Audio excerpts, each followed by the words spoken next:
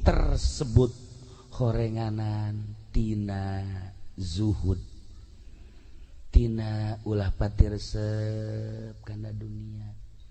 Tah ieu mah hese jasa ieu mah boro-boro pangkat dolein kiai-kiai ge resep desa kana dunia. Warat.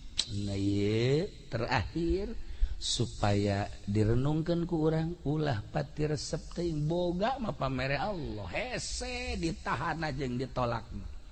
Tetapi talukna hate terhadap dunia ieu nu kudu diarahan nu mantak jadi kiai tapi ieu ngaleungit-ngaleungitkeun resepna nu hese ge Masya Allah mantak kula geus sababaraha kali ngomong ge kula geus teu dibere teu resep ieu ngaji kieu teh dibere teh lillahi taala nu sababaraha urang ulah